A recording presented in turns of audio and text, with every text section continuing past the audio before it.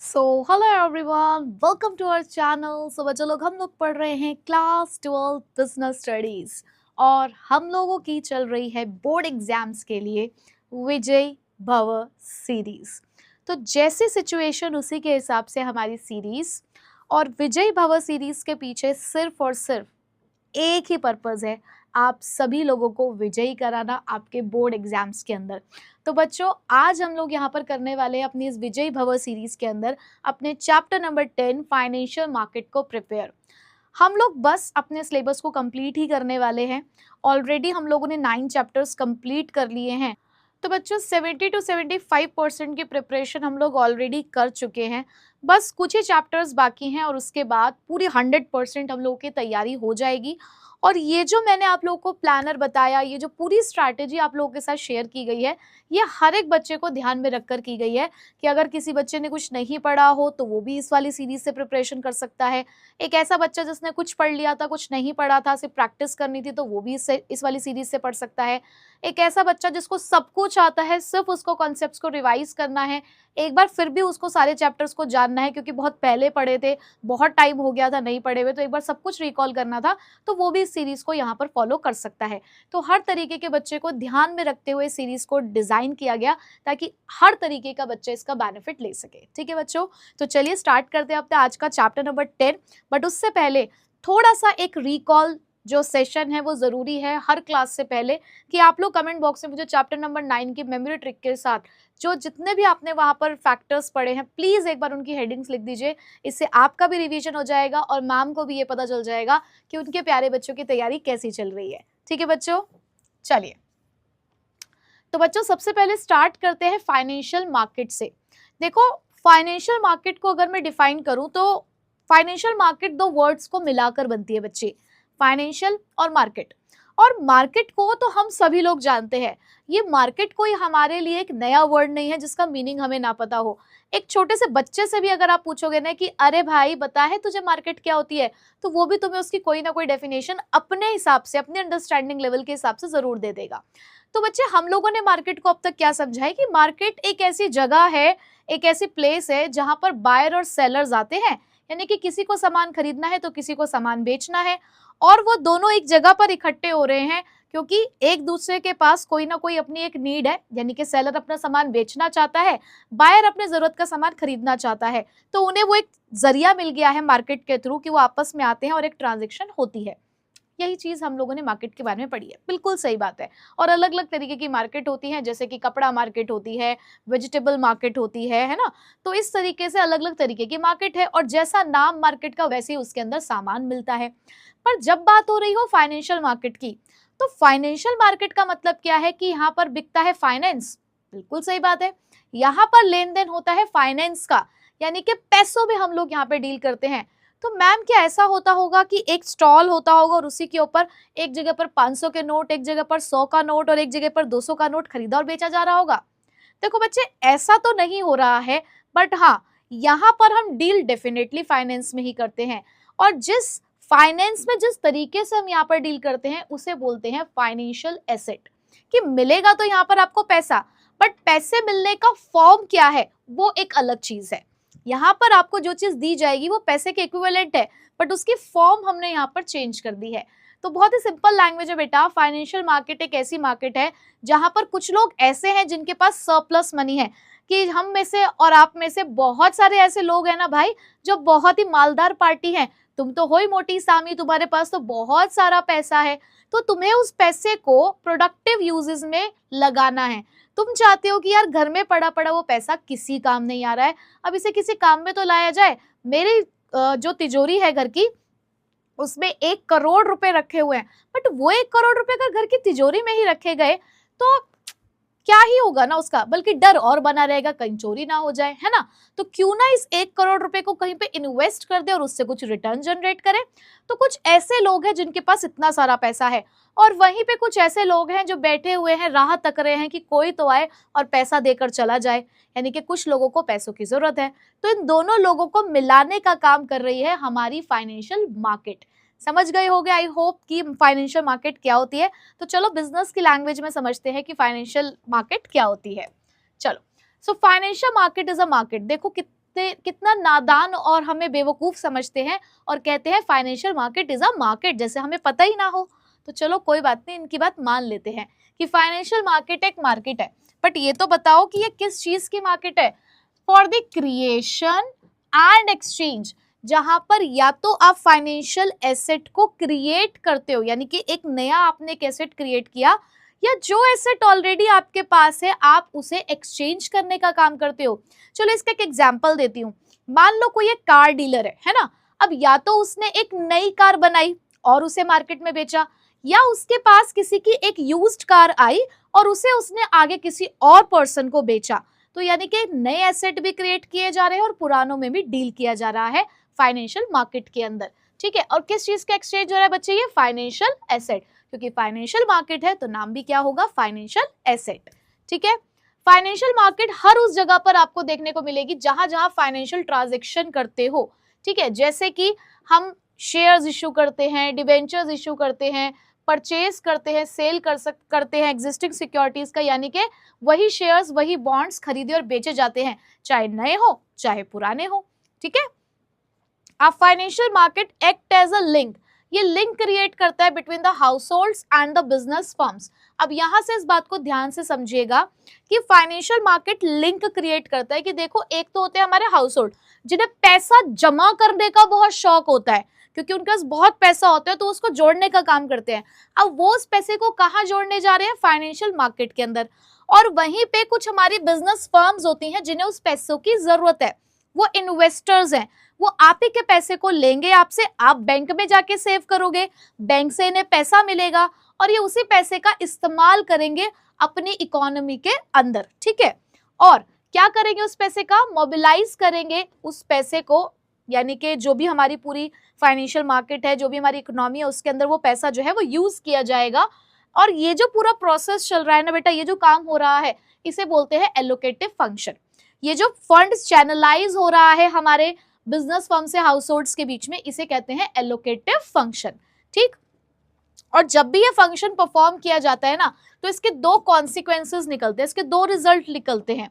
Higher rate of return, देखो भाई, मेरे जो घर में पैसा रखा हुआ है 1 करोड़ रुपए, मैं क्यों उसे अपनी तिजोरी से निकालकर तुम्हें इस्तेमाल करने के लिए दूंगी, जब तक मुझे कोई फायदा नहीं हो रहा होगा। भाई मुझे फायदा होगा मैं तो ही पैसा दूंगी तुम्हें, वरना मैं नहीं देने वाली तुम्हें कोई भी पैसा। तो यही हमारा हाउसहोल्ड सोचता है कि उसे क्या मिलना चाहिए? Higher rate of return. So the rate of return offer to the households would be higher, वो अच्छा खासा होना चाहिए। दूसरा, अब भाई यहाँ पर पैसे लेने के लिए तो न जाने कितने सारे लोग बैठे हुए हैं, बहुत सारी बिजनेस फर्म है, कहती है हमें भी दे दो, हमें भी पैसा दे दो, हमें भी पैसा दे दो। अब हम क्या सबको दे दें? तो पहले हमने ये देखना है कि कौन हमारे पैसे का सही इस्तेमाल कर सकता है, किसमें वो ज्यादा कैपेबिलिटी है जो उस पैसे का इस्तेमाल मोस्ट प्रोडक्टिव यूज के लिए रखेगा, हम अपना पैसा उसे ही देंगे। क्योंकि देखो कहीं ना कहीं पैसा हमारे पास लिमिटेड है। तो यहाँ पर देखो यही लिखा हुआ है, scarce resources are allocated to those firms which have the highest productivity for the economy, जिनके पास हायर प्रोडक्टिविटी होगी हमारी इकोनॉमी के लिए, ठीक है जी। समझ आ गया सबको एलोकेटिव फंक्शन क्या होता है और उसके क्या कॉन्सिक्वेंसेस होते हैं? शाबाश। चलो आगे चलते हैं बच्चों। एक यहाँ पर टर्म यूज होता है जब हम इसको पढ़ते हैं, फाइनेंशियल इंटरमीडिएशन, ठीक है बच्चे। एक चीज मैं आपको समझाना चाहूंगी कि मैंने जब ये आप लोगों के लिए नोट्स प्रिपेयर करे, ये जो पीपीटी डिजाइन करी, इसमें मैंने हर उस एस्पेक्ट को इन्वॉल्व किया है कि मुझे पता है कि इस समय बच्चे के पास समय नहीं होता और इतना दिल भी नहीं करता कि एनसीईआरटी की एक एक लाइन को पढ़ा जाए। तो आपके लिए मैंने वो काम किया है और हर एक चीज को एनसीईआरटी से निकाला है कि आपका कुछ छूट ना जाए, कि चाहे सीबीएसई किसी भी जगह से आपसे क्वेश्चन पूछे, कहीं से भी एमसीक्यू पूछ ले, आप हर एक एमसीक्यू को जानते हो। ऐसा कोई टॉपिक नहीं होगा जो आप लोगों ने नहीं पढ़ा होगा। तुम खुद से नहीं पढ़ के जा रहे हो, that is a different thing, but मैं आपको हर एक चीज बता रही हूँ, ठीक है। तो ये जितना भी आपको यहाँ पर पूरे साल पढ़ाया गया है ना, इस पूरी जर्नी में इस तरीके से पढ़ाया गया है कि अगर सच में आपने उस पूरी जर्नी में आप रहे होगे साथ, तो 100 में से 100 पक्के हैं आपके। ये इस चीज की गारंटी मैं दे सकती हूँ, ठीक है। चलो बच्चों आगे चलते हैं। तो बच्चे फाइनेंशियल इंटरमीडिएशन क्या है? The process by which allocation of fund is done. एक ऐसी प्रोसेस जिसके थ्रू आप ये एलोकेशन कर रहे हो। एलोकेटिव फंक्शन का तो मतलब क्या हुआ बच्चे कि जहां पर फंड को मोबिलाइज किया जा रहा है हाउस होल्ड से बिजनेस फर्म्स के बीच में, लेकिन उस मोबिलाइजेशन के लिए जिस प्रोसेस का हम लोग इस्तेमाल कर रहे हैं उस प्रोसेस को एक नाम दिया गया है यहाँ पर, और उसको क्या बोला गया बच्चे? Financial intermediation, right. चलो, इससे ज्यादा इसके अंदर कुछ नहीं पढ़ना आपको। उसके बाद आता है बेटा ये फाइनेंशियल मार्केट कितने तरीके की होती है। बेटा इस मार्केट को हमने दो हिस्सों में बांटा, और वो हमने लोगों की पैसों की जरूरत किस किस तरीके से होती है उसके हिसाब से बांटा। अब देखो, कुछ लोग ऐसे हैं जिनको बहुत ज्यादा समय के लिए पैसा नहीं चाहिए और बहुत ज्यादा पैसा भी नहीं चाहिए, उनकी पैसों की नीड भी लिमिटेड है और बहुत कम समय के लिए उनको पैसा चाहिए। और वहीं पर कुछ लोग ऐसे हैं जिनको लंबे समय के लिए पैसा चाहिए और बहुत सारा पैसा चाहिए। अब मान लो मैं इस चीज को डिवाइड ना करके मैं एक ही जगह बना देती कि किसको किसी भी चीज के लिए पैसा चाहिए हो और कितने भी समय के लिए चाहिए हो तो यहाँ आना है, तो भाई भीड़ लग जाएगी वहां पे, तो खूब सारी लाइन लग जाएगी, है ना। और हर जगह पर पैसों के हिसाब से मेहनत भी अलग लगेगी, रिसोर्स भी अलग लगेंगे। तो हमने कहा काम करते हैं, लोगों की जरूरत के हिसाब से फाइनेंशियल मार्केट को दो पार्ट्स में डिवाइड कर देते हैं। कितने पार्ट्स में डिवाइड कर देते हैं? दो, कि जिनकी जरूरत लंबे समय के लिए है और ज्यादा पैसे के लिए है उनको हम भेज देंगे कहां पर? कैपिटल मार्केट के अंदर। बट जिनकी जरूरत सिर्फ कुछ ही टाइम की है, शॉर्टर पीरियड ऑफ टाइम की है और कम ही अगर उनको पैसा चाहिए तो उन्हें हम भेज देंगे मनी मार्केट के अंदर, ठीक है। अब ये जो टाइम है ये कैसे डिसाइड होगा, ये लंबा समय और कम समय ये डिसाइड कैसे हो रहा है? बेटा जिनकी पैसों की जरूरत 1 साल तक की है, 1 साल के अंदर अंदर वो लोग कह रहे हैं कि हम तो आपका पैसा वापस कर देंगे, हो सकता है हम 1 महीने बाद ही आपका पैसा वापस कर दें, तो बेटा 1 साल तक की अगर आपके पैसों की जरूरत है तो हम आपको मनी मार्केट में भेजेंगे। बट वहीं पे अगर आपके पैसों की जरूरत 1 साल से ज्यादा के लिए है और बहुत ज्यादा पैसा अगर आपको चाहिए तो हम आपको कैपिटल मार्केट में भेजेंगे। और कैपिटल मार्केट में भी हमारे पास दो अलग अलग मार्केट्स है, प्राइमरी और सेकेंडरी, जिसका डिस्कशन अभी हम लोग आगे करने वाले हैं, ठीक है। तो हमें क्या याद रखना है कि फाइनेंशियल मार्केट दो तरीके की होती है, मनी मार्केट और capital market. Money market 1 year तक के लिए आप लोग यहाँ पे अपनी जरूरतों को पूरा कर सकते हैं और 1 साल से ज्यादा के लिए है तो कैपिटल मार्केट में। और कैपिटल मार्केट के भी फर्दर 2 डिविजन्स है, प्राइमरी और सेकेंडरी मार्केट, ठीक। तो चलो अब मनी मार्केट के फीचर्स वगैरह समझते हैं, क्योंकि कई बार क्वेश्चन आ जाता है कि मीनिंग ऑफ मनी मार्केट और उसके फीचर्स लिखो, तो ये सारे पॉइंट्स आप उसके अंदर लिख सकते हैं। तो मनी मार्केट एक ऐसी मार्केट है, पहली बात तो जो शॉर्ट टर्म फंड्स देती है। कीवर्ड्स हम लोग साथ में लिखते जा रहे हैं ना, समरी नोटबुक बन रही है नहीं बन रही मुझे बिल्कुल बता देना। Which deals in monetary asset whose period of the maturity is up to 1 year, जिसका मैच्योरिटी पीरियड कब तक होगा? 1 साल तक का होगा, और एसेट्स मनी के क्लोज सब्स्टिट्यूट होंगे, यानी कि पैसा ले लो या वो एसेट ले लो, बात एक ही होगी। यहाँ पर आपको शॉर्ट टर्म फंड मिलेगा ताकि आप अपनी टेम्परेरी शॉर्टेज जो है, यानी कि कभी कभी हो जाता है यार, समय खराब हर इंसान का हो जाता है, हमने सेल कर दी लेकिन सारी की सारी सेल या अधिकतर सेल हमारी क्रेडिट पे हो गई, उधारी पे कर दी, अभी पैसा ब्लॉक्ड है, बट अभी हमें पैसा तो चाहिए ना अपने बिजनेस को चलाने के लिए, वर्किंग कैपिटल के लिए चाहिए पैसा। तो बच्चे ऐसे में हम मनी मार्केट से अपने कुछ समय की जो जरूरत है पैसों की उसको हम पूरा कर सकते हैं, फिर जैसे डेटर हमारे पैसा देंगे हम वापस कर देंगे उनका पैसा। तो आप अपनी जो टेम्परेरी शॉर्टेज है कैश की आप उसको पूरा कर सकते हो। किसी को पैसा चुकाना होगा, हो सकता है कोई ऑब्लिगेशन हो आपका, आप वो यहाँ पर दे सकते हो, या temporary deployment of excess funds for earning returns. और ऐसा भी हो सकता है कि आपके पास कुछ एक्सेस फंड है, आपने उसको कहीं पे लगा रखा है ताकि आप अपना रिटर्न जनरेट करना चाहते थे, तो मतलब ये हो गया ना कि एक जगह से पैसा लेके दूसरी जगह पर लगाना, तो ऐसे काम के लिए भी आप मनी मार्केट से पैसा ले सकते हैं, ठीक है। चलो अब फीचर्स की अगर हम बात करें तो इसके फीचर्स क्या है? पहली बात तो यहाँ पे लो रिस्क है, क्योंकि ये ऐसी मार्केट है जहां पर अनसिक्योर्ड डेट इंस्ट्रूमेंट यहाँ पर ट्रेड होते हैं। हाईली लिक्विड है, क्योंकि यहाँ पर जो कुछ ऐसे एसेट्स भी हैं जो डेली एवरीडे ट्रेड किए जाते हैं, बट इसकी कोई फिजिकल लोकेशन नहीं है, ये इंटरनेट और टेलीफोन के थ्रू ही चलाई जाती है। शॉर्ट टर्म मैच्योरिटी है, 1 साल के अंदर अंदर तक पैसा वापस हो जाता है। कौन कौन लोग यहाँ पर जा सकते हैं? जैसे कि रिजर्व बैंक ऑफ इंडिया जाता है, कमर्शियल बैंक है, नॉन बैंकिंग फाइनेंशियल कंपनीज है, स्टेट गवर्नमेंट है, लार्ज कॉर्पोरेट हाउसेज है और म्यूचुअल फंड्स, ठीक। अब बात करते हैं कैपिटल मार्केट की। अब कैपिटल मार्केट क्या है? एक ऐसा इंस्टीट्यूशनल अरेंजमेंट है जहां पर आपको लॉन्ग टर्म फंड्स मिलते हैं डेट और इक्विटी की फॉर्म में। अब यहाँ पर हमें टर्म ये यूज करना है, डेट और इक्विटी, ऑनर फंड और बोरोड फंड। और उसके अलावा यहाँ पे कुछ ऐसे चैनल्स हैं जिसके थ्रू जो सेविंग्स है ना हमारी कम्युनिटी की, वो इंडस्ट्रियल और कमर्शियल पर्पस के लिए यहाँ पर अवेलेबल कराई जाती है, और पब्लिक चाहती है कंपनीज में यहाँ पर पैसा लगाना, ठीक है। अब इसके क्या फीचर्स है बच्चे? पहला फीचर तो यहाँ पर हम लॉन्ग टर्म फंड्स के लिए काम कर रहे हैं, और जो भी पैसा है हम चाहते हैं कि लंबे समय के लिए यहाँ पर इन्वेस्टेड रहे in the form of debt and equity, और यही दो चीज है जो इसके अंदर सबसे ज्यादा इस्तेमाल की जाती है। यहाँ कौन लोग है? डेवलपमेंट बैंक है, कमर्शियल बैंक है, स्टॉक एक्सचेंज वगैरह है। ठीक, एक अच्छी कैपिटल मार्केट कैसी होती है ये आपसे पूछा जा सकता है, ये एक इंपॉर्टेंट है, पूछ सकते हैं आपसे।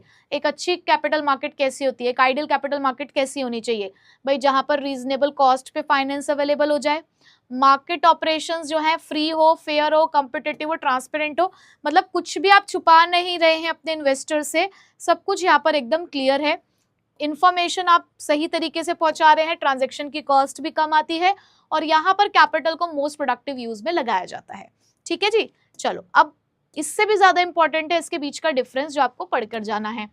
तो मीनिंग तो जरूर लिखेगा, ये मैंने आपको बहुत बार बताया कि जब भी आप डिफरेंस लिखते हैं, अगर उन्होंने खुद से बेसिस नहीं दिया आपको, कई बार क्या होता है कि एग्जाम में बेसिस लिखा आता है कि इन्हीं चीज के ऊपर आपको डिफरेंस लिखना है, बट अगर वो बेस नहीं दे रहे हैं, यानी कि ये चीज उन्होंने खुद लिख के नहीं दी, तो आप मीनिंग जरूर लिखा करो, एग्जाम्पल जरूर लिखा करो। ठीक है, मीनिंग और एग्जाम्पल का आप एक पॉइंट बना सकते हैं। तो मीनिंग मैंने यहाँ पे दोबारा नहीं लिखा है क्योंकि ऑलरेडी हम लोग डिस्कस कर चुके हैं। पार्टिसिपेंट कौन कौन यहाँ पे जा सकता है? वही financial institution, bank, corporate entities, financial investors, ordinary retail investors, public में से वो लोग भी जा सकते हैं। मनी मार्केट में RBI, bank, financial institution, finance company, individual investors, ये लोग यहाँ पर पार्टिसिपेट, अच्छा सॉरी,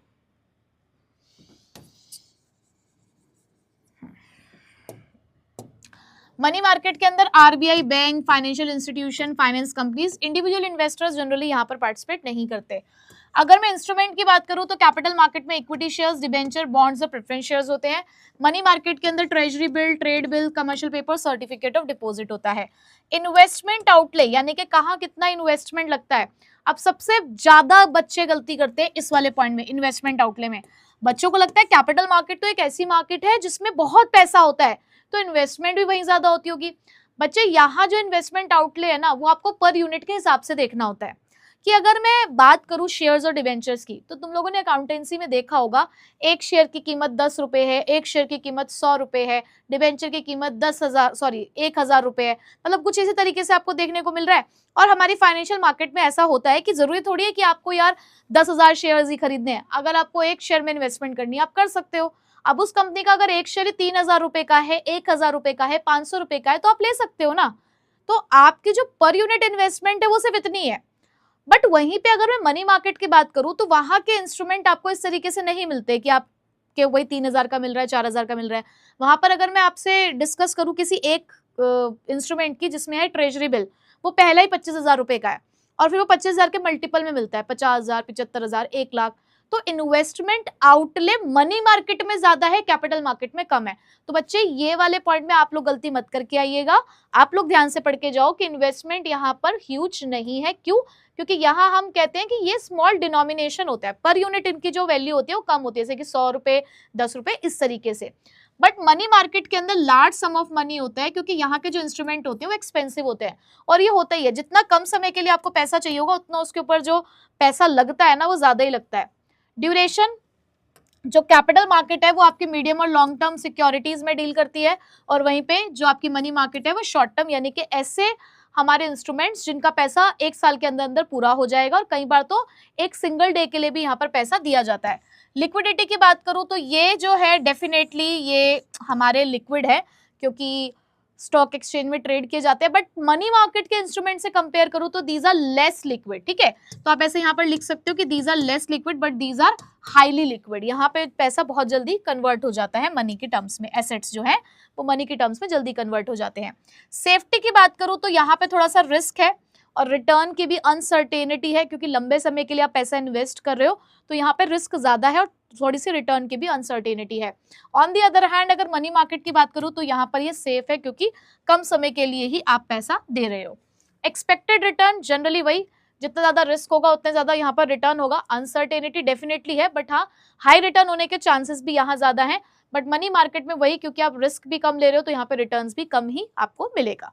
ठीक है, एक चीज मैं और अपने प्यारे बच्चों को बताना चाहूंगी कि बच्चे ना बहुत बार, देखो क्या होता है ना कि जब बच्चा एग्जाम में बैठा होता है ना, तो उस बच्चे के ऊपर थोड़ा सा प्रेशर होता है कि कहीं कुछ गलती ना हो जाए, है ना। तो बच्चे क्या आप लोग कई बार गलती कर देते हैं, क्योंकि हम हर साल बच्चों को देखते हैं, हम हर साल कॉपीज को देखते हैं, इवैल्यूएट करते हैं, तो हमें पता है कि बच्चा कहाँ गलती कर सकता है। तो बहुत बार बच्चे, जैसे कि डिफरेंस पूछा गया, क्वेश्चन में लिखा हुआ था difference between money market and capital market, वहां पे मनी मार्केट पहले लिखा, कैपिटल मार्केट उन्होंने बाद में लिखा। आपने भी जब टेबुलर फॉर्म में बनाया तो आपने भी वही देखते हुए, क्वेश्चन को देखते हुए मनी मार्केट पहले लिख दिया, कैपिटल मार्केट आपने बाद में लिख दिया। बट जब आपने पढ़ाई करी थी तो पढ़ाई करते हुए, जैसे कि अब यहाँ पर भी आपने पढ़ा, तो आपने कैपिटल पहले पढ़ा है, मनी बाद में पढ़ा है।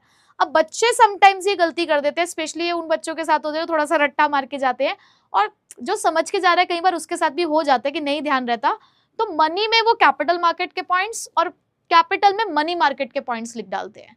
तो बच्चे आप लोग प्लीज ये गलती मत करिएगा, थोड़ा ध्यान से पेपर को अटेम्प्ट करिएगा। पहले उन्होंने मनी मार्केट लिखा, और अगर आप भी मनी मार्केट लिख रहे हैं तो आपको मनी मार्केट के ही पॉइंट्स लिखने हैं, ठीक है बच्चे, नहीं तो आपको पूरा आंसर गलत हो जाएगा।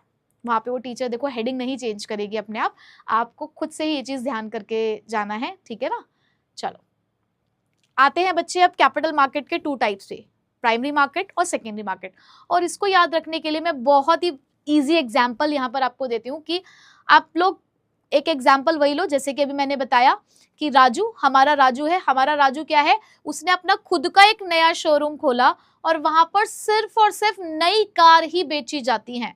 मतलब अगर आप उस शोरूम पे चढ़ रहे हो तो आप सिर्फ क्या खरीद पाओगे एज अ कस्टमर वहां से, एक न्यू कार, अब ब्रांड न्यू कार ही आप वहां से खरीद पाओगे, ठीक है। और वो क्या कर पाएगा एज अ कंपनी, वो सिर्फ एक ब्रांड न्यू कार ही बेच पाएगा। लेकिन अगर आपका मन है कि भाई मैं तो नई कार नहीं खरीदना चाहता, तो हमारे राजू ने इस चीज का इंतजाम भी कर रखा था, एक अनदर लोकेशन पे हमारे राजू ने एक ऐसी दुकान खोल रखी है जहां पर सेकेंड हैंड कार में डील किया जाता है, यानी कि एक ऐसी कार जिसको पहले कोई चला चुका था और अब उसने राजू को बेच दी वो कार, और राजू उसी कार को आगे दूसरे कस्टमर्स को बेच रहा है। तो हमारे यहाँ पर बच्चे कैपिटल मार्केट में शेयर्स के साथ भी ऐसा होता है। कुछ शेयर्स बिल्कुल ब्रांड नहीं होते हैं, जिनको पहली बार इशू किया जा रहा होता है, और वहीं पर कुछ शेयर्स ऐसे होते हैं जो बार बार ट्रेड किए जाते हैं, ठीक है। तो primary market as a name suggest, primary यानी कि यहाँ पे पहले फर्स्ट हैंड शेयर्स होते हैं, और इसीलिए इस मार्केट का नाम क्या है, न्यू इशू मार्केट। क्या नाम है बच्चे, न्यू इशू मार्केट। जब मैं बोलती हूँ ना क्या नाम है बच्चे, तो मैं एक्सपेक्ट कर रही होती हूँ कि घर पे बैठे हुए आप अपने मन में या जोर जोर से वो भी चीज बोल रहे होते हो, क्योंकि मेरा एक ही, शुरू से जब से मैंने यहाँ पर पढ़ाना शुरू किया है, मैंने फर्स्ट क्लास में ये बोल दिया था कि मैं तो यही सोचकर पढ़ाती हूँ, मेरा पर्सपेक्टिव यही रहता है कि आप लोग मेरे सामने ही बैठे हुए हो, बिल्कुल ऑफलाइन क्लासेस चल रही हैं यहाँ पे, तो मैं उसी तरीके से आपके साथ डील करती हूँ, आपके साथ इंटरेक्ट करती हूँ, तो एक्सपेक्ट करती हूँ इन रिटर्न कि आप लोग भी उसी तरीके से रिएक्ट करते होगे, उसी तरीके से जो सारी चीजें मैं बोलती होंगी उस चीजों का रिस्पॉन्स देते होगे, ठीक है बच्चे। तो न्यू इशू मार्केट इसको बोलते हैं। अब प्राइमरी मार्केट को न्यू इशू मार्केट बोल रहे हैं, तो यहाँ पे किस चीज में डील करते हैं, न्यू सिक्योरिटीज में, जो कि पहली बार इशू की जा रही हैं। क्यों यहाँ पर आते हैं हम, प्राइमरी मार्केट में आने का हमारा पर्पस क्या है। यहाँ पे देखो कोई भी मार्केट है, चाहे मनी मार्केट है, चाहे कैपिटल मार्केट है, प्राइमरी है, सेकेंडरी है, हर जगह आने का पर्पस तो एक ही, हमें पैसा चाहिए, बट वो पैसा क्यों चाहिए ये पर्पस डिफरेंट हो सकता है। तो प्राइमरी मार्केट में जनरली हम लोग तब आते हैं जब हमारी नीड है कि भाई हमें ना नया बिजनेस प्रोजेक्ट स्टार्ट करना है, या एग्जिस्टिंग प्रोजेक्ट को और बढ़ाना है, एक्सपेंड करना है, उसमें नई नई वेराइटीज ऐड करनी है। आज एक प्रोडक्ट में डील करते हैं, अब और भी प्रोडक्ट लाइंस में डील करना है, यानी कि डाइवर्सिफिकेशन करना है। या भाई अब बहुत पुराने तरीके से काम कर रहे थे, अब तो मॉडर्न बनाएंगे अपने बिजनेस को, तो मॉडर्नाइजेशन करना है। मर्जर्स यानी कि मिल गए हैं आपस में, या किसी दूसरी कंपनी को हम लोगों ने टेक ओवर करना है, तो पैसों की जरूरत है, तो हम आ गए प्राइमरी मार्केट में। कौन कौन इन्वेस्टर्स है यहाँ पे, यहाँ पर बैंक्स हो सकते हैं, फाइनेंशियल इंस्टीट्यूशंस हो सकते हैं, इंश्योरेंस कंपनीज हो सकती हैं, म्यूचुअल फंड्स हो सकते हैं, और इंडिविजुअल इन्वेस्टर्स भी हो सकते हैं। कैसे किस फॉर्म में यहाँ पर पैसा मिल सकता है, equity shares, preference shares, debentures, loans and deposits, ठीक है बच्चे। सेकेंडरी मार्केट की अगर बात करूं तो बेटा इसका नाम स्टॉक मार्केट भी है, इसको हम स्टॉक एक्सचेंज के नाम से भी जानते हैं। अब यहां मिलेंगे तुम्हें second hand shares, second hand securities. तो ये एक ऐसी मार्केट है जहां पर बाइंग एंड सेलिंग होती है existing securities, keyword existing securities, ठीक है। और ये ऐसे सिक्योरिटीज है जिनको ऑलरेडी इशू किया जा चुका है। ये हमारे इन्वेस्टर्स की मदद करते हैं कि वो अपने पैसे को डिसइन्वेस्ट और री इन्वेस्ट कर सकते हैं। जैसे कि मान लो आज मैंने किसी एक पर्टिकुलर कंपनी, मान लो मैंने रिलायंस के शेयर्स खरीदे, अब मुझे लग रहा है कि यार रिलायंस के शेयर्स की जो प्राइस है, हो सकता है आने वाले साल में या आने वाले टाइम में उसकी वैल्यू कम हो जाएगी, और मुझे लग रहा है कि यार एक और दूसरी कंपनी है, उसके जो शेयर्स की प्राइस है वो ज्यादा बढ़ रही है, ठीक है, तो मैंने क्या करा, मैंने वहां से पैसे अपने डिसइन्वेस्ट कर लिए, यानी कि वहां के शेयर्स बेच दिए और किसी दूसरी कंपनी के शेयर्स में मैंने यहाँ पर पैसा इन्वेस्ट कर दिया कि आज मुझे लग रहा है कि नहीं यार आज तो ये कंपनी अच्छी नहीं जा रही, लेकिन इन फ्यूचर यहाँ पर ग्रोथ प्रोस्पेक्ट्स मुझे दिख रहे हैं, तो यहाँ से किया डिसइन्वेस्ट और दूसरी कंपनी में जाके कर दिया उसको री इन्वेस्ट, ठीक है, तो ये हमें फैसिलिटी मिलती है सेकेंडरी मार्केट के अंदर। ये न्यू इन्वेस्टर्स को भी अलाउ करते हैं कि आप मार्केट में एंटर कर सकते हो, जरूरी थोड़ी कि पुराना बंदा ही काम करेगा, पुराने खिलाड़ी खेलते रहेंगे, भाई नए खिलाड़ी भी यहाँ पर आकर खेल सकते हैं, ठीक है। और यहाँ पर भी आपके फाइनेंशियल एसेट्स को लिक्विडिटी और मार्केटेबिलिटी मिलती है कि मतलब आपके पास एसेट्स है, आप उन अपने एसेट्स को कैश में कन्वर्ट कर सकते हो, आप उसे एज अ कमोडिटी मार्केट में यूज भी कर सकते हो, ठीक है बच्चे। अब प्राइमरी और सेकेंडरी मार्केट का भी एक बार डिफरेंस देखते हुए चलते हैं, तो मीनिंग तो आप लोग समझ चुके हो, आगे की कहानी पढ़ लेते हैं, जिसमें सबसे पहला है नेचर ऑफ सिक्योरिटी। तो बच्चे प्राइमरी मार्केट में ऐसी सिक्योरिटीज है जो बिल्कुल नहीं है, यहाँ पे फर्स्ट टाइम है, कंपनी नई और पुरानी हो सकती है। अब आप कहें मैडम नई कंपनी भी नहीं होगी, ऐसा कुछ नहीं है, कंपनी नई भी हो सकती है, कंपनी पुरानी भी हो सकती है, शेयर्स की हम बात कर रहे हैं कि यहाँ पर जो भी सिक्योरिटी है वो नहीं होती है। सेकेंडरी मार्केट में बच्चे हम लोग ट्रेड करते हैं यहाँ पर एग्जिस्टिंग सिक्योरिटीज में। पार्टिसिपेंट्स यहाँ पे कौन कौन है, देखो यहाँ सिक्योरिटीज है डायरेक्टली कंपनी बेचती है इन्वेस्टर्स को, कभी कभी कोई इंटरमीडियरी हुआ तो हुआ middleman, otherwise company direct involve होती है।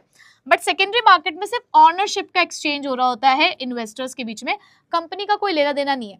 जैसे कि तुम मान लो तुम किसी कार को खरीद के लेकर आ रहे हो, तो तुम उस कंपनी के शोरूम से खरीद के लेकर आ रहे हो ना, तो वहां तुम्हारा डायरेक्ट इन्वॉल्वमेंट हुआ कंपनी के साथ। बट यही चीज जब तुमने राजू की दुकान से खरीदी तो उसे कंपनी को क्या लेना देना था, कंपनी ने तो एक बार बेच दिया ना सामान, अब तो बीच में हमारे पास डीलर्स हैं, ब्रोकर्स हैं, इंटरमीडियरीज है हमारे, ठीक है, तो यहाँ पर कंपनी का कोई इन्वॉल्वमेंट नहीं है, सिर्फ अब तो ऑनरशिप जो है वो ट्रांसफर की जा रही है। उसके बाद बच्चे कैपिटल फॉर्मेशन की बात करूं तो प्राइमरी मार्केट के अंदर जो फंड है वो सेवर से कंपनी की तरफ जा रहा है, तो डायरेक्ट कैपिटल फॉर्मेशन हो रहा है। बट सेकेंडरी मार्केट के अंदर क्योंकि सिर्फ ऑनरशिप ही ट्रांसफर हो रही है, एक बार जो होना था वो हो चुका, बट यस पैसों का इन्वॉल्वमेंट तो डेफिनेटली हो रहा है, तो यहाँ पे इनडायरेक्टली कैपिटल फॉर्मेशन होता है। बाइंग एंड सेलिंग की अगर मैं बात करूं तो ये हम कस्टमर के पॉइंट ऑफ व्यू से देख रहे हैं कि यहाँ से बाइंग ऑफ सिक्योरिटीज हो रही है, ठीक है, मतलब कि मैं अगर यहाँ पर कंपनीज के शेयर्स को सिर्फ खरीद पा रही हूँ क्योंकि नए शेयर्स हैं, ठीक है, उस शोरूम में जाके मैं सिर्फ खरीद पाऊंगी, मेरे पास जो सामान है मैं उसको बेच नहीं सकती वहां पर, तो यहाँ से बाइंग है, लेकिन यहाँ बाइंग एंड सेलिंग दोनों हो सकता है। प्राइस डिटर्मिनेशन की बात करें तो डेफिनेटली शोरूम से जब तुम कार खरीद के लेकर आ रहे हो तो वहां प्राइस कंपनी ने डिसाइड करी है, तो प्राइमरी मार्केट में जो प्राइस है वो मैनेजमेंट डिसाइड करता है, बट सेकेंडरी मार्केट के अंदर जो प्राइस है वो डिमांड और सप्लाई, जब तुम उस डीलर से सामान खरीदने के लिए जाओगे, कार खरीदने के लिए जाओगे, तो आप मार्केट देखोगे ना कि मार्केट में उस कार की डिमांड क्या है, कितना डेप्रिसिएशन लग गया है, तो और किस हिसाब से कार मिल रही है, तो मतलब आप मार्केट को देखोगे, वहां पे मार्केट की डिमांड, मार्केट की सप्लाई, उस हिसाब से प्राइस डिसाइड होगी। बट प्राइमरी मार्केट के अंदर कंपनी पहले खुद ही डिसाइड करेगी क्योंकि फर्स्ट टाइम आप डील कर रहे हो, ठीक है। उसके बाद लोकेशन की अगर हम बात करें तो प्राइमरी मार्केट की कोई ज्योग्राफिकल लोकेशंस नहीं होती हैं, बट ये secondary market stock exchanges yes ये कुछ कुछ लोकेशंस पर एग्जिस्ट करती हैं, ठीक बच्चे, समझ आ गया यहाँ तक। चलो आगे बढ़ते हैं अब हम लोग मीनिंग ऑफ स्टॉक एक्सचेंज के साथ। तो हम स्टार्ट करते हैं असली मुद्दा ऑफ दिस चैप्टर। अभी जो ऊपर हमने जितना भी पढ़ा वो तो बहुत बेसिक था, ऐसा नहीं है कि उसमें से क्वेश्चन नहीं आता, 5 नंबर का क्वेश्चन हम लोग 5 नंबर तक का ये चैप्टर एक्सपेक्ट करते हैं एग्जाम में कि आ सकता है, तो 5 नंबर में कई बार 4 नंबर का एक डिफरेंस आ गया, 1 नंबर का एक क्वेश्चन आ गया, ठीक है, या 3 नंबर में कोई एक क्वेश्चन आ गया और 2 नंबर के MCQs आ गया अलग अलग, तो इस तरीके से लगभग अब तक हमने देखा है कि इस चैप्टर से जो क्वेश्चन है वो पूछे जाते हैं। तो प्राइमरी और सेकेंडरी मार्केट का डिफरेंस भी हमारे लिए इम्पॉर्टेंट रहा है, और अब जो स्टॉक एक्सचेंज स्टार्ट हो रहा है उसके बाद सेबी आएगा, ये तो मोस्ट इंपॉर्टेंट टॉपिक्स है, ठीक है, जिसमें सेबी तो हमारा जो है कह सकते हो the hero of this chapter है, मोस्ट ऑफ द टाइम्स हम लोगों को सेबी का ही क्वेश्चन एग्जाम में देखने को मिला है, ठीक। चलो अब मीनिंग ऑफ स्टॉक एक्सचेंज की बात करते हैं। तो स्टॉक एक्सचेंज क्या है, एक एक वर्ड का मीनिंग समझना।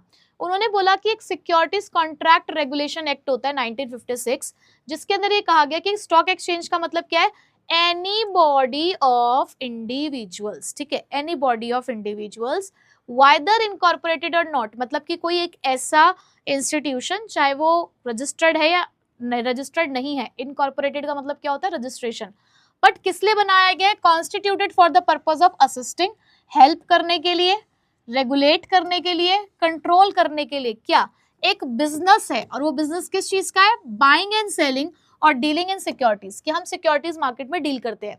तो स्टॉक एक्सचेंज एक ऐसा इंस्टीट्यूशन है जहां पर हमने उसको सेटअप किया है कि हम एक बिजनेस चला रहे हैं खरीदने और बेचने का, और वो क्या है खरीदना बेचना, वो है हमारी सिक्योरिटीज, जिसके अंदर 3 काम वो कर रही है, असिस्ट, रेगुलेट और कंट्रोल।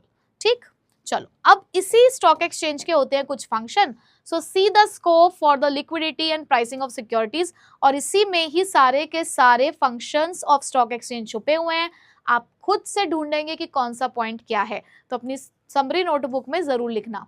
ठीक, चलो चलिए बच्चों, अब यहाँ पर सबसे पहले बात करते हैं पहले पॉइंट की, provide liquidity and marketability to existing securities. देखो क्या है, नया सामान खरीदने के लिए तो हर कोई आ जाता है, समस्या आती है कि पुराना सामान कैसे बेचा जाए।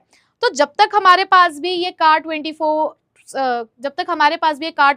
स्पिनी ये सब नहीं थे, तो ऐसे में लोगों को दिक्कत आती थी कई बार कि अपनी पुरानी कार को हम कैसे बेचें। ये हमारे पास OLX, Quikr.com ये जब हमारे पास नहीं थे तो हमें समस्या आती थी कि अपना पुराना सामान हम लोग किसको बेचें, क्योंकि कई बार क्या होता है कि यार हमारे लिए उस सामान की जरूरत नहीं है लेकिन वो किसी और के काम आ सकता है। ठीक है, तो यहाँ पर जो हमारी सिक्योरिटीज मार्केट है उसके अंदर भी यही एक प्रॉब्लम थी कि एग्जिस्टिंग सिक्योरिटीज को कैसे बेचा जाएगा। तो secondary market I, stock exchange, stock market को बनाया गया कि जहां पर आपकी भले सिक्योरिटीज ऐसी है जिसमें आप पहले ट्रेड कर चुके हो, आप उसको भी डिसइन्वेस्ट और री इन्वेस्ट कर सकते हो। हम उसके लिए भी आपको एक मार्केट प्रोवाइड कर रहे हैं और आप अपने उस एसेट को भी मनी में कन्वर्ट कर सकते हो, यानी कि हम उसको लिक्विडिटी प्रोवाइड कर रहे हैं। सो stock exchange provide a continuous market for buying and selling the securities. तो आपके पास हमेशा एक मार्केट है, इन्वेस्टर्स आसानी से अपने उस सिक्योरिटीज को डिसइन्वेस्ट और उनको फिर से कैश में कन्वर्ट कर सकते हैं। मतलब ठीक है, जब आपका पैसा था आपने इन्वेस्ट कर दिया कंपनी में, अब आपको पैसों की जरूरत है तो आप अपने उन शेयर्स को आगे बेच सकते हो और आपके पास पैसा आ जाएगा। ये इन्वेस्टर्स को उस फंड को दोबारा कहीं और री इन्वेस्ट करने में भी मदद करते हैं, और इसी से आपके एसेट्स को क्या मिलती है, लिक्विडिटी एंड मार्केटेबिलिटी। उसके बाद बच्चे प्राइसिंग ऑफ सिक्योरिटीज की बात करते हैं कि यहाँ पर प्राइस कैसे डिसाइड होता है। वही जो तुमने कॉमर्स के बचपन में इकोनॉमिक्स में सीखा था कि एक हमारा डिमांड कर्व होता है, एक सप्लाई कर्व होता है, जिस पॉइंट पे वो इंटरसेक्ट करते हैं वो इक्विलिब्रियम पॉइंट होता है, और उसी इक्विलिब्रियम पॉइंट पे जो प्राइस होती है ना वही इक्विलिब्रियम प्राइस होती है। तो ठीक इसी प्रकार से फाइनेंशियल मार्केट के अंदर भी सिक्योरिटीज में भी हम लोग ऐसे ही डील करते हैं। हम उसकी डिमांड देखते हैं, उसकी सप्लाई देखते हैं कहाँ पर वो इंटरसेक्ट कर रहे हैं और उसी पॉइंट पे, उसी इंटरसेक्शन पॉइंट पे प्राइस डिसाइड हो जाती है। So the price of the securities are determined by the forces of demand and supply, और स्टॉक एक्सचेंज आपको कांस्टेंट वैल्यूएशन देता है उस सिक्योरिटीज का कि कब कहाँ कितनी प्राइसिंग चल रही है। और ये जो इंस्टेंट इंफॉर्मेशन है आपको प्राइस के बारे में, वो बायर और सेलर को लगातार मिलती रहती है। ठीक, अब तीसरा फंक्शन क्या है स्टॉक एक्सचेंज का, सेफ्टी ऑफ ट्रांजैक्शन। यार पता है क्या होता है, जब कोई बहुत मेहनत से पैसा कमाता है ना तो उसको डर लगता है। बहुत सारे लोग आज भी स्टॉक मार्केट में पैसा नहीं लगाते क्योंकि कहीं ना कहीं उनको डर है यार कि कहीं ऐसा ना हो हमने पैसा लगाया और हमारा पैसा डूब गया तो क्या होगा, हमारी तो इतने सालों की मेहनत की कमाई खराब हो जाएगी ना। और फ्रॉड भी इतने सारे होते हैं, कई लोगों अवेयर नहीं होते, जानकारी नहीं होती, तो किसी के कहने पर भी कहीं पर भी पैसा लगा देते हैं, कोई भी स्कीम में इन्वेस्ट कर देते हैं। लोगों को डर लगता है, तो लोगों को ये चीज समझनी है कि बेटा कहीं पर भी पैसा लगाया जा रहा है ना तो आपको पहले उस चीज के बारे में पूरी तरीके से इन्वेस्टिगेशन करनी चाहिए। ऑथराइज्ड डीलर, ऑथराइज्ड जो ऐप हैं उन्हीं के थ्रू आपको यहाँ पर इन्वेस्टमेंट अपनी करनी चाहिए। तो उसी की सेफ्टी के बारे में यहाँ पर बात हो रही है कि स्टॉक एक्सचेंज के अंदर जितनी भी ट्रांजेक्शन्स होती हैं वो वेल रेगुलेटेड होती हैं और वो सेफ्टी मेंटेन करने के लिए ही आपके लिए बहुत सारी चीजों को डिजाइन भी करती है। सो एक्टिविटीज जो है स्टॉक एक्सचेंज की वो वेल रेगुलेटेड है। यहाँ पर हमने कुछ मेंबरशिप और ट्रेडिंग रूल्स भी बना रखे हैं, और जितने भी इंटरमीडियरीज यहाँ पर जुड़े होते हैं ना उनकी मेंबरशिप कंपलसरी होती है, और ये इन्वेस्टर्स को ये कहता है कि आपको सेफ और फेयर डील ही मिलेगी मार्केट के अंदर, क्योंकि सब कुछ वेल रेगुलेटेड है। सारी ट्रांसपेरेंसी हमने यहाँ पे मेंटेन कर रखी है, आप खुद से देख सकते हो। ये जो हम डीमेट अकाउंट खुलवाते हैं ये इसी पर्पस के लिए खुलवाते हैं कि आप खुद से अपनी आंखों से देख सकते हो। जैसे आप घर बैठे अपने मोबाइल फोन के ऊपर आप अपने बैंक अकाउंट को मेंटेन करते हो, ठीक उसी प्रकार से आप अपने घर बैठ के अपने मोबाइल फोन के ऊपर अपने डीमेट अकाउंट को भी मेंटेन कर सकते हैं। ठीक है, उसके बाद contributes to the economic growth. देखो इकोनॉमिक ग्रोथ तभी होगी जब हमारे देश में कैपिटल फॉर्मेशन होगा। कैपिटल फॉर्मेशन का मतलब क्या है? देखो बच्चे, कैपिटल का मतलब होता है पैसा इन्वेस्ट करना, फॉर्मेशन का मतलब होता है कुछ बनाना। तो हमें पैसे से पैसे को बनाना है ना, और वो कब आएगा? जब पहले तो पैसा आए तभी तो। हम हमारी जेब में अगर 10,000 अगर हैं, तो हमारे अंदर वो कैपेबिलिटी है कि हम 10,000 को 1 लाख, 1 लाख को 10 लाख में कन्वर्ट कर सकते हैं, बट उसके लिए पहले 10,000 का आना जरूरी है ना। तो स्टॉक मार्केट एक ऐसा प्लेटफॉर्म है जो हमारी इकोनॉमी के अंदर मनी को लेकर आ रहा है, और उसी मनी की हेल्प से हम अपनी इकोनॉमी के अंदर कैपिटल फॉर्मेशन कर पा रहे हैं। ठीक है, क्यों? क्योंकि हमारे पास एक प्रोसेस है, कौन सी?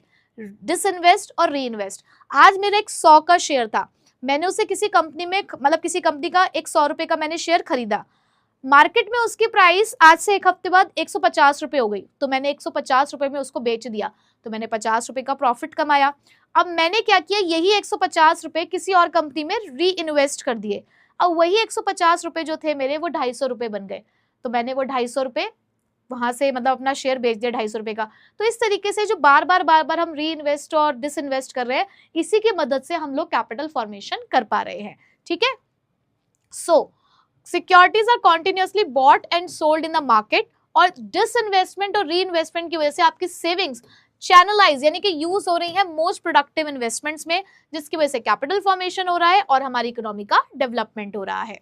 उसके बाद है बच्चे स्प्रेडिंग ऑफ इक्विटी कल्ट। अब इक्विटी कल्ट का मतलब क्या है? यहाँ पर बेसिकली बहुत सिंपल सा अगर मैं आपको समझाऊं तो अवेयरनेस जगाई जा रही है।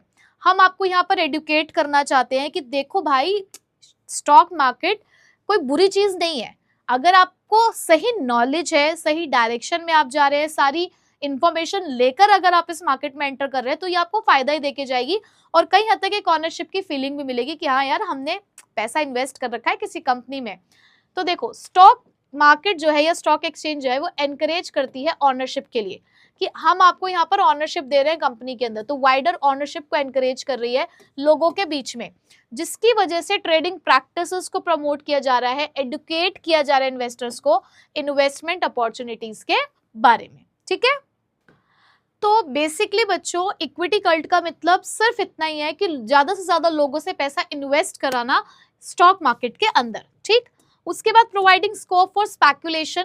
अब क्या है ना कि देखो, कहीं ना कहीं यहाँ पर उतार चढ़ाव आते हैं, यहाँ पे प्राइस बढ़ रही है, प्राइस घट रही है, तो हमें स्पेकुलेट करना पड़ता है, हमें एक दिन पहले ही सारी चीजों को देखना पड़ता है। आपने देखा होगा कि वो लोग क्या बनाते हैं, कुछ ग्राफ्स बनाते हैं, वहां पर रात को बैठ के चार्ट्स बनाए जाते हैं, ये चेक करने के लिए कि कल मार्केट का ट्रेंड क्या होगा।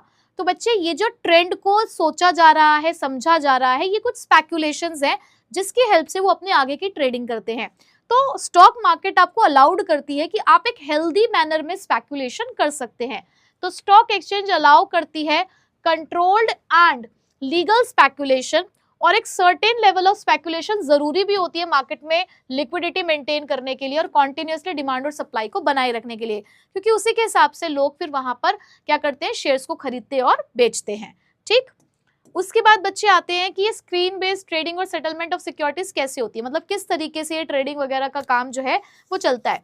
पहले तो हम सभी को पता है कि एक प्लेटफॉर्म होता था, मतलब एक जगह होती थी, एक लोकेशन होती थी जहां पर सब लोग इकट्ठा होते थे।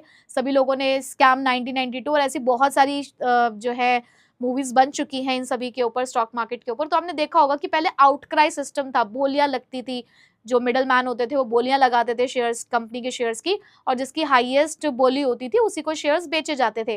लेकिन धीरे धीरे क्योंकि बहुत सारी धोखाधड़ी और ये सब होने लग गया था, स्कैम्स हो रहे थे, तो इसी वजह से ऑनलाइन ट्रेडिंग सिस्टम यहाँ पर सामने आया।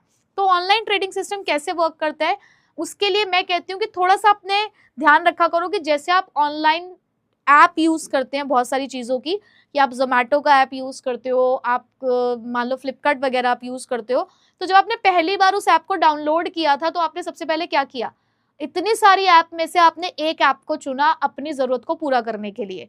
तो यानी कि आपने एक सिलेक्शन किया, सिलेक्शन करने के बाद आपने उसके ऊपर अपने एक अकाउंट बनाया, अकाउंट बनाने के बाद आपने अपने हिसाब से वहां पर चीजों को सिलेक्ट करना शुरू किया कि आप कितने में सामान को खरीदना चाहते हो और वो कितने में सामान को बेच रहे हैं, तो उसके बीच में एक मैच मिलना चाहिए था, तभी आप शॉपिंग के डिसीजन पर जाओगे, परचेज डिसीजन पे जाओगे। तो वो मैचिंग हुई, आपको जो चीज़ पसंद आ रही थी आप उसको कार्ट में डालते जा रहे हो, फिर उसके बाद आप पेमेंट ऑप्शन पे जाते हो, बाइंग डिसीजन लेते हो, पेमेंट ऑप्शन पे जाते हो, फिर आपको एक डिलीवरी का टाइम मिलता है, ऑर्डर प्रोसेस भी होता है आपका, आपको कुछ यहाँ पर ऑर्डर नंबर वगैरह भी सब कुछ मिलता है, ट्रैकिंग आईडी मिलती है। तो बस कुछ इसी तरीके से शेयर्स में भी यहाँ पर डील किया जाता है। थोड़ा सा यही कॉन्सेप्ट अगर आप याद रखेंगे तो आपको कोई दिक्कत नहीं आएगी। तो बच्चे देखो यहाँ पे सबसे पहला ही पॉइंट है selection of the broker and registration, कि पहले तो आपको ढूंढना है कि किसके थ्रू आप ये काम करना चाहते हैं और उसी के साथ आप अपना रजिस्ट्रेशन कराएंगे। तो इन्वेस्टर को सबसे पहले एक ब्रोकर को अप्रोच करना है, ब्रोकर या सब ब्रोकर हो सकता है। उसके साथ आप साइन करेंगे एक ब्रोकर क्लाइंट एग्रीमेंट और क्लाइंट रजिस्ट्रेशन फॉर्म। इन्वेस्टर्स को वहां पर अपनी कुछ डिटेल्स प्रोवाइड करनी होंगी, जैसे कि पैन नंबर जो कि मैंडेटरी है देना, अपना date of birth, address, educational qualification, occupation, मतलब एक फॉर्म टाइप होगा, उसको आपको फिल करना होगा जिसमें ये सारी जानकारी आपको देनी पड़ती है। आपका रेजिडेंशियल स्टेटस क्या है, बैंक अकाउंट की डिटेल्स, डिपोजिटरी अकाउंट डिटेल, कोई अदर ब्रोकर के साथ तो आप रजिस्टर्ड नहीं हो, वो सारी बातें आपको लिखनी होंगी। उसके बाद आपको एक क्लाइंट कोड नंबर यहाँ पर मिल जाएगा जिसको आप यूज कर सकते हो आगे फर्दर ट्रांजेक्शन के लिए, और आपका एक ट्रेडिंग अकाउंट ओपन किया जाएगा। उसके बाद आपको ना क्या करना होता है, शेयर्स में डील करने के लिए एक डीमेट अकाउंट और आपको एक बैंक अकाउंट की जरूरत होती है। तो इन्वेस्टर जो होता है उसको एक डीमेट अकाउंट यहाँ पर, जिसको हम बेनिफिशियल ऑनर अकाउंट भी कहते हैं, वो खोलना पड़ता है किसी एक डिपोजिटरी पार्टिसिपेंट के साथ। बच्चे अभी डिपोजिटरी पार्टिसिपेंट क्या होता है इसका मैं अभी आपको मतलब समझाऊंगी। बस इतना समझो कि जैसे आपने एक बैंक में अकाउंट खोलना है तो आपको एक बैंक का चुनाव करना पड़ता है ना, कि आपको स्टेट बैंक ऑफ इंडिया में खुलवाना है, कोटक महिंद्रा में खुलवाना है, ठीक उसी तरीके से आपको डीमेट अकाउंट भी किसी के साथ खुलवाना पड़ता है। अकाउंट के अंदर आपकी सिक्योरिटीज को इलेक्ट्रॉनिक फॉर्म में रखा जाएगा, जैसे कि बैंक में आपके पैसे को रखा जाता है, ठीक उसी प्रकार से डीमेट अकाउंट में शेयर्स को रखा जाता है। एक बैंक अकाउंट भी यहाँ पर आपको चाहिए होगा, क्योंकि यहाँ पर हम कैश में नहीं, हम बैंक की ट्रांजेक्शन्स में डील करते हैं, तो आप अपना कैश जो है वो अपने बैंक अकाउंट में रख सकते हैं। उसके बाद आप ऑर्डर प्लेस करेंगे, तो इन्वेस्टर जो है वो ऑर्डर प्लेस करेगा ब्रोकर के साथ कि वो क्या शेयर्स खरीदना या बेचना चाहता है। क्लियर इंस्ट्रक्शन देगा कि कितने शेयर्स किस प्राइस पर उसको खरीदने या बेचने हैं। उसके बाद जो ब्रोकर है वो उसको ऑर्डर कंफर्मेशन स्लिप दे देगा। जैसे किसी रेस्टोरेंट में बैठते हो तो बताते हो ना कि भैया एक दाल मखनी ले आना, एक शाही पनीर ले आना, 5 रोटी ले आना, तो ये आप बता रहे हो ना कितना चाहिए, और प्राइस देखने के बाद ही बता रहे होगे। उसके बाद ही वो कहते हैं कि अच्छा ठीक है आपका ऑर्डर हो गया कंफर्म, जैसे जोमेटो वगैरह पे भी करते हो। तो ऑर्डर कंफर्मेशन स्लिप आपको यहाँ पर मिल जाती है। उसके बाद अब ऑर्डर की मैचिंग होती है स्टॉक एक्सचेंज में, कि आपने जो अपनी रिक्वायरमेंट दी थी उसके हिसाब से हम लोग यहाँ मैच करेंगे। तो ब्रोकर क्या करता है, एंटर करता है ऑर्डर के अंदर, ऑनलाइन ट्रेडिंग सिस्टम में वो एंटर करता है। सिस्टम ऑटोमेटिकली मैच करता है कि भाई आपको क्या डिटेल दी गई उसके हिसाब से मैचिंग होगी, और जो ऑर्डर है वो स्क्रीन पर तब तक रहता है जब तक कि मैचिंग नहीं हो जाती। उसके बाद एग्जीक्यूशन, जब एक बार मैचिंग हो जाती है तो अब आपके ऑर्डर को आगे एग्जीक्यूट किया जाता है इलेक्ट्रॉनिकली, और ब्रोकर कहता है अपने इन्वेस्टर से कि ट्रेड कंफर्म हो गया है। वहां हमने ऑर्डर कंफर्म किया था, यहाँ ट्रेड कंफर्म हो गया है, और उसकी स्लिप भी इन्वेस्टर को दे दी जाती है। और जैसे ही ट्रेड कंफर्म होता है ना, उसके 24 घंटे के अंदर अंदर ब्रोकर जो है वो आपको कॉन्ट्रैक्ट नोट इशू करता है। ये ध्यान रखिएगा, क्या इशू करता है, कॉन्ट्रैक्ट नोट। कॉन्ट्रैक्ट नोट के अंदर क्या होता है, कितने नंबर ऑफ शेयर्स खरीदे या बेचे गए हैं, किस प्राइस पे हुआ है, क्या डेट और टाइम था ट्रेड का, वो खुद के लिए चार्जेस क्या लेगा, भाई वो कमीशन लेगा या नहीं लेगा अपनी ब्रोकर, तो उसके ब्रोकरेज चार्जेस क्या है, और आपको एक यूनिक ऑर्डर कोड नंबर देगा, मतलब कि आपके ऑर्डर का कोड नंबर क्या है वो आपको मिलेगा, और हर कस्टमर हर इन्वेस्टर के लिए वो अलग होता है। और ये जो डॉक्यूमेंट है लीगल होता है, जिसके ऊपर कल को अगर मान लो कोई डिस्प्यूट हो गया, कोई लड़ाई झगड़ा हो गया, तो कोर्ट में जाकर आप इस कॉन्ट्रैक्ट नोट को दिखा सकते हो। ठीक है बच्चे, तो ये एक लीगल एविडेंस में भी काम आता है। तो क्या पता आपसे इस तरीके का एमसीक्यू पूछ लिया जाए। उसके बाद आता है बच्चे पे इन डे। पे इन डे का मतलब क्या होता है कि इन्वेस्टर को डिलीवर करनी होती है सिक्योरिटीज को, अगर उसने बेचे थे तो, या फिर अगर उसने बेचे थे तो उसको डिलीवर करने पड़ेंगे, या वो कैश पे करेगा अगर उसने खरीदा था तो this step is called the pay in day. मतलब क्या है कि ये हमारा इन्वेस्टर है, अब अगर इसने शेयर्स बेचे थे, ठीक है, ये शेयर्स बेच रहा था, सेल कर रहा था, तो यहां इसे उस शेयर्स को डिलीवर करना पड़ेगा। ठीक, और मान लो अगर ये शेयर्स खरीदना चाहता है, ये स्टॉक एक्सचेंज है या ब्रोकर है, ये इनसे शेयर्स को खरीद रहा है, बाय कर रहा है शेयर्स को, तो बाय करने के लिए इसको सबसे पहले पैसा पे करना पड़ेगा। तो कहने का मतलब ये है कि पे इन डे इन्वेस्टर की साइड से है, या तो पैसा जाएगा या शेयर्स जाएंगे। ठीक, उसके बाद सेटलमेंट करने के लिए आपको T+2 टाइम, अब बहुत सारे बच्चे कंफ्यूजन में होंगे T+2 और T+1 के लिए। ठीक, वैसे तो आप लेटेस्ट एनसीईआरटी को फॉलो करो तो एनसीईआरटी में भी T+2 ही लिखा हुआ है, और कुछ बच्चे T+1 भी पढ़ रहे हैं, गलत आप दोनों में से कोई भी नहीं है। ठीक है, गलत आप दोनों में से कोई नहीं है, बट हमें इस चीज को प्रेजेंट कैसे करना है, आपको दोनों लिख कर आने हैं। आपने सेटलमेंट साइकिल T+2 है जो हम अब तक पढ़ते आ रहे थे, बट 2023 से वो T+1 हो गया है ना, कि trade debt plus 1 day extra आपको यहाँ पर मिलता है। तो आप इसको इस तरीके से लिख कर आएंगे, T+2 system now T+1 with effect from 2023। तो इससे पूरा क्लैरिफिकेशन हो गया कि आपको दोनों चीजों के बारे में पता है, नंबर आपके कहीं नहीं कटने वाले। ठीक है, तो दोनों चीजें लिख कर आएंगे ताकि कहीं नंबर ना कटे। तो सेटलमेंट जो है वो T+2 रोलिंग सिस्टम को यहाँ पर फॉलो करेगा। T का मतलब यहाँ ट्रेड डे होता है और 2 दिन में वो चीज खत्म हो जानी चाहिए अगर T+2 है। फिर आप लिखेंगे T+1 के अकॉर्डिंग कि trade debt plus 1 day extra, कि अगर मान लो मंडे को ट्रेड हुआ है तो मंडे को ट्रेड हुआ है तो ट्यूसडे तक सेटलमेंट हो जाएगा। ठीक है, बात समझ आ गई, कोई कंफ्यूजन तो नहीं है। आप दोनों के हिसाब से अपना आंसर लिख कर आएंगे। आप डेट यहाँ पर ये जो ईयर है मेंशन करके आ जाइएगा कि इसके हिसाब से अब T+1 होता है। ठीक, अच्छा उसके बाद पे आउट डे क्या होता है भाई, इन्वेस्टर ने तो अपना काम कर दिया, मान लो उसने शेयर्स बेचे थे तो उसने तो आपको शेयर्स दे दिए। अब वहां से क्या होगा, पे आउट डे में उधर की तरफ से आप पैसे आएंगे इन्वेस्टर के पास, या अगर इन्वेस्टर्स ने शेयर्स खरीदे थे तो उसने पैसा दे दिया था तो अब उसके पास शेयर्स आ जाएंगे। तो जो भी सेकेंड पॉइंट की ट्रांजेक्शन थी अब वो यहाँ पर कन्वर्ट हो जाती है किसमें, पे आउट डे में। तो T+2 डे पे जो स्टॉक एक्सचेंज है वो ट्रांसफर कर देती है सिक्योरिटीज बायर्स ब्रोकर को, और जो मनी है या फिर वो सेलर के ब्रोकर को, और इसी प्रोसेस को पे आउट कहते हैं। उसके बाद credit to the investor demat account. अब जो भी कुछ हो रहा है वो सभी कुछ हमारे इन्वेस्टर के डीमेट अकाउंट में होता है। तो ब्रोकर ट्रांसफर कर देता है सिक्योरिटीज को डायरेक्टली इन्वेस्टर के डीमेट अकाउंट में, और उसको इन्फॉर्म कर देता है डिपोजिटरी पार्टिसिपेंट को कि आप अपनी डिलीवरी को एक्सेप्ट कर लो। ठीक है, समझ आ गई यहाँ तक बात, चलो शाबाश। अब पढ़ते हैं advantage of electronic trading system के बारे में कि इसकी एडवांटेज क्या होती है। पहली बात तो ऑनलाइन सब कुछ हो रहा है, जैसे कि आप अपना बैंक अकाउंट पूरा ऑनलाइन अच्छे से मेंटेन कर पा रहे हो, ठीक उसी प्रकार से यहाँ पर भी है कि ट्रांसपेरेंसी है, हम कभी भी चाहे ये चीज देख सकते हैं। आप इंफॉर्मेशन तुरंत यहाँ पर जा रही है, आप ऑन स्क्रीन सब कुछ चेक कर पा रहे हो, क्या प्राइस चल रही है, हर कंपनी के क्या क्या प्राइस चल रही है वो आपको पता चल रहा है। ऑपरेशनल एफिशिएंसी यहाँ पर बढ़ चुकी है क्योंकि इस एक तो टाइम कम चल रहा है यहाँ पर ट्रांजेक्शन का, कॉस्ट कम लग रही है, ह्यूमन एरर के चांसेस कम हो गए हैं।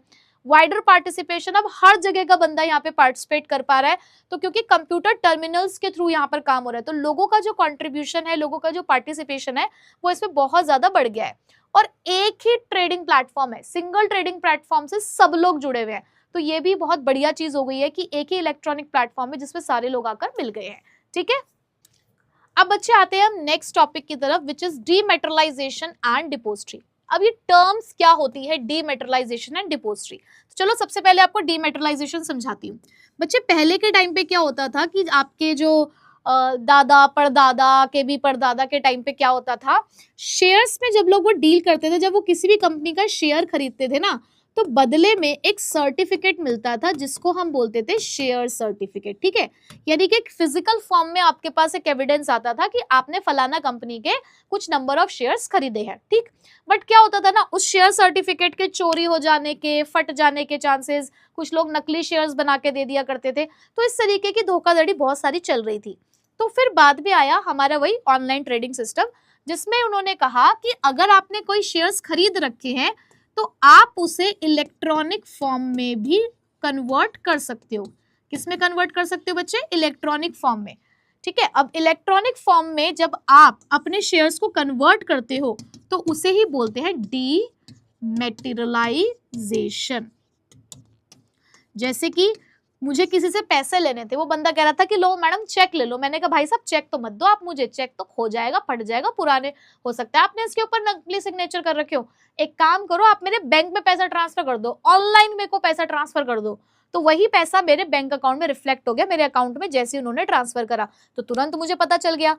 तो ये जो प्रोसेस थी जिसमें हम लोग फिजिकल शेयर सर्टिफिकेट को इलेक्ट्रॉनिक फॉर्म में कन्वर्ट करते हैं, यानी कि वही अपने डीमेट अकाउंट में, उसे ही हम लोग बोलते हैं डीमेटरलाइजेशन। ठीक है, तो डीमेटलाइजेशन क्या है, एक ऐसी प्रोसेस जहां पर फिजिकल शेयर सर्टिफिकेट्स को कन्वर्ट किया गया इलेक्ट्रॉनिक फॉर्म में, और कहां रखा गया उसे सिक्योर करके, डीमेट अकाउंट में।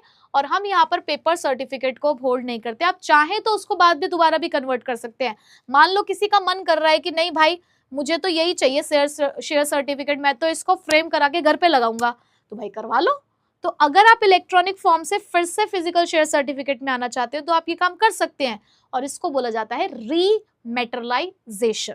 ठीक है, चलो तो डीमेटलाइजेशन के लिए इन्वेस्टर को ओपन करना होता है एक डीमेट अकाउंट अपने डिपोजिटरी के साथ, एक डिपोजिटरी पार्टिसिपेंट के साथ मिलकर, जैसे कि बैंक, ब्रोकर या फाइनेंशियल सर्विस कंपनी। सिक्योरिटीज को आपकी फिजिकल फॉर्म में अगर हम दोबारा कन्वर्ट करते हैं तो उसको क्या बोलते हैं, रीमेटलाइजेशन। ठीक, अब डीमेटलाइजेशन के फायदे क्या है, आप चोरी होने का चांस, रिस्क ऑफ लॉस, उसके अलावा फॉर्जरी, फॉर्जरी का मतलब होता है नकली शेयर सर्टिफिकेट, और ट्रांसफर करना आसान हो गया, क्विक हो गया, जैसे कि वही बैंक अकाउंट में पैसे ट्रांसफर होते हैं ऐसे ये भी ट्रांसफर हो रहा है, पेपर वर्क खत्म हो गया, सेटलमेंट में डिले नहीं होता, सिक्योरिटीज आप यहाँ पर गिरवी भी रख सकते हो, ठीक है, और उसके अलावा आप उसको लोन लेने के लिए भी इस्तेमाल कर सकते हो। ठीक बच्चे, चलो अब कैसे काम करता है डीमेट अकाउंट। सबसे पहले आपको एक डिपोजिटरी पार्टिसिपेंट सिलेक्ट करना होता है। डिपोजिटरी पार्टिसिपेंट मतलब किसके साथ आप अपना अकाउंट खुलवाओगे, जैसे कि कोई बैंक हो सकता है, कोई ब्रोकर हो सकता है, कोई फाइनेंशियल कंपनी हो सकती है। इन्वेस्टर को एक अकाउंट ओपनिंग फॉर्म, बैंक में जाते हो जब अकाउंट खुलवाने तो एक फॉर्म फिल करते हो ना, तो यहाँ पर भी ऐसा होता है कि आपको फॉर्म फिल करना है, डॉक्यूमेंट्स यहाँ पर लगाने होंगे, फिजिकल शेयर सर्टिफिकेट अपने सबमिट करोगे ताकि वो उसको डीमेटरलाइज कर सके, और एक रिक्वेस्ट फॉर्म यहाँ पर लिखोगे। अगर आपने पब्लिक इशू के थ्रू शेयर्स अप्लाई किए होंगे तो इन्वेस्टर्स को डीमेट अकाउंट के डिटेल्स मिल जाएंगी और शेयर्स ऑटोमेटिकली आपके जो है वो ट्रांसफर हो जाएंगे आपके अकाउंट में। अगर आपने शेयर्स बेचे थे तो इन्वेस्टर्स जो है पहले अपने डिपोजिटरी पार्टिसिपेंट को बताएगा कि आप डेबिट कर दो मेरे अकाउंट को नंबर ऑफ शेयर से मेरे डीमेट अकाउंट में। भाई अगर आप शेयर्स को बेचेंगे तो वो आपके पास से जाएंगे ना शेयर्स, तो भाई यहाँ पर क्या होता है, क्रेडिट मतलब प्लस, डेबिट मतलब माइनस। यहाँ पर कि अगर आपने शेयर्स खरीदे होंगे तो आपका डीमेट अकाउंट क्रेडिट होगा, बेचोगे तो वो डेबिट होगा। तो अगर आप बेच रहे हैं तो वो आपके अकाउंट को क्या कर देंगे, उसको डेबिट। जैसे जब अपने बैंक से पैसा निकालते हैं तो मैसेज आता है ना that your account has been debited, वहीं पे जब अपने अकाउंट में पैसा जमा कराते हैं तो क्या मैसेज आता है, that your account has been credited. ठीक है, बस वही वाला कॉन्सेप्ट है। उसके बाद ब्रोकर इंस्ट्रक्ट करता है अपने डिपोजिटरी पार्टिसिपेंट, डीपी का मतलब डिपोजिटरी पार्टिसिपेंट को, कि शेयर्स डिलीवर कर दो स्टॉक एक्सचेंज को। जब ट्रांजैक्शन हो जाती है तो ब्रोकर को पेमेंट मिल जाएगी और वो पे कर देगा इन्वेस्टर्स को, और पूरा सेटलमेंट जो है वो T+2 में आपका सेटल हो रहा होता है पूरा ट्रांजैक्शन, जिसको आप T+1 कर दिया गया है। ठीक है, तो बस इस तरीके से लिख कर आओगे, आप सेफ मोड में हो, कोई आपके नंबर नहीं काट सकता। ठीक, अब बार बार डिपोजिटरी पार्टिसिपेंट का नाम इस्तेमाल हो रहा था, समझ लो क्या होते हैं। डिपोजिटरी एक ऑर्गेनाइजेशन है जो आपके सिक्योरिटीज को अपने पास होल्ड करके रखता है इलेक्ट्रॉनिक फॉर्म में। ठीक है, जैसे कि आपका बैंक आपका पैसा रखता है। हमारे पास इंडिया के अंदर दो सबसे बड़े डिपोजिटरीज है, NSDL और CDSL। NSDL मतलब नेशनल सिक्योरिटीज डिपोजिटरी लिमिटेड, जो हमारी फर्स्ट और लार्जेस्ट डिपोजिटरी है इंडिया के अंदर, जिसको IDBI, UTI और नेशनल स्टॉक एक्सचेंज यहाँ पर प्रमोट करती है। वहीं पे CDSL यानी कि सेंट्रल डिपोजिटरी सर्विस लिमिटेड, जो सेकंड लार्जेस्ट है, जिसको बॉम्बे स्टॉक एक्सचेंज और बैंक ऑफ इंडिया प्रमोट करता है। ठीक है, डिपोजिटरी पार्टिसिपेंट क्या है, डिपोजिटरीज ऑपरेट थ्रू इंटरमीडियरीज। अब ये जो डिपोजिटरीज है ये भी अपने ब्रोकर्स के थ्रू काम करते हैं, ये खुद नहीं जाते हैं, ये अपने ब्रोकर्स के थ्रू काम करते हैं, जिनको डिपोजिटरी पार्टिसिपेंट कहा जाता है। और ये एक तरीके का लिंक क्रिएट करते हैं इन्वेस्टर्स और डिपोजिटरी के बीच में। ठीक है, तो bank, financial institution, stock broker, clearing corporation, non banking finance company, ये सभी डिपोजिटरी पार्टिसिपेंट का रोल प्ले करती है। ये इन्वेस्टर्स के साथ काम करती है कि जब भी वो सिक्योरिटीज को खरीदते या बेचते हैं तो यहाँ पर ये इंस्टीट्यूशंस आपके लिए क्या करती है, एक इंटरमीडियरी का काम करती हैं और आपको सारी इंफॉर्मेशन प्रोवाइड करते हैं। ठीक है बच्चे, तो स्टॉक एक्सचेंज से रिलेटेड जितनी सारी बातें थी हम लोगों ने समझ ली। अब ये जितने भी स्टॉक एक्सचेंज ये तो बच्चे हैं, ये तो बच्चे हैं जो काम कर रहे हैं, और ये बच्चे बहुत शैतान थे, पता है तुम्हें, एक टाइम पे ये बच्चे बहुत शैतान थे। 1992 से पहले ये बच्चे बहुत शैतान थे क्योंकि इनको देखने सुनने वाला कोई नहीं था, ये अपनी मन मर्जी करते थे, अपने हिसाब से काम करते थे। लेकिन जब एक बार बहुत तगड़ा इन लोगों ने गलत काम कर दिया, बहुत तगड़ा स्कैम किया, तो फिर जरूरत पड़ी कि बेटा बच्चों को तो एक माँ जैसे संभाल सकती है ना, उसके जैसा कोई नहीं संभाल सकता, तो एक स्ट्रिक्ट मम्मी को इनके ऊपर लेकर आना होगा। बस उसी के लिए यहाँ पर सेबी आई, the securities exchange board of India, ये थी फाइनेंशियल मार्केट की मम्मी। और मैं यही बोलती हूँ कि फाइनेंशियल मार्केट की मम्मी है कि ये जितने नालायक बच्चे घूम रहे हैं ना, जो शैतानी कर रहे हैं, अब इनकी शैतानियों को तो मैं बताऊंगी कि ये कैसे बदमाशी करते हैं। तो securities exchange board of India एक ऐसी रेगुलेटरी अथॉरिटी है जो पूरी स्टॉक मार्केट को यहाँ पर रेगुलेट करती है, कंट्रोल करती है और असिस्ट करने के टाइम पे असिस्ट भी करती है। ये उसको रेगुलेट, उसको डेवलप और उसको प्रोटेक्ट करने का काम करती है। ठीक है, तो देखिए जरा इसके बारे में कुछ बातें। The securities exchange board of India, जिसको प्यार से हम लोग सेबी कहते हैं, वो उसको एस्टैब्लिश किया गवर्नमेंट ऑफ इंडिया ने 12 अप्रैल 1988 में, यानी कि उस टाइम पर प्रस्ताव रखा जा चुका था, लेकिन उस टाइम पे आपने इसको इस इंटरिम यानी कि एक टेम्परेरी बॉडी की तरह ही इसको एस्टैब्लिश किया गया ताकि स्टॉक मार्केट का एक हेल्थी डेवलपमेंट हो सके। लेकिन जब तक लीगल पावर नहीं मिलती ना किसी चीज को, तो काम नहीं हो पाता है।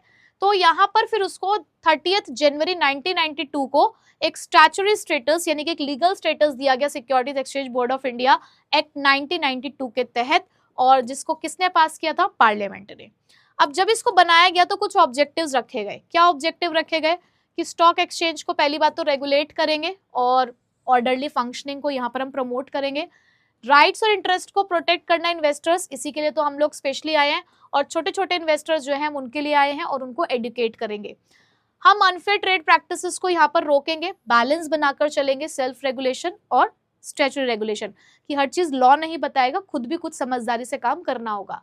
एक कोड ऑफ कंडक्ट यहाँ पर डेवलप करेंगे जो सबको बताया जाएगा कि यहाँ काम होता कैसे है, चाहे वो ब्रोकर हो चाहे कोई बैंकर हो, तो यहाँ पर इसको प्रोफेशनल और कम्पिटिटिव बनाएंगे, यानी कि जो चाहे जैसे चाहे उस काम को कर रहा है।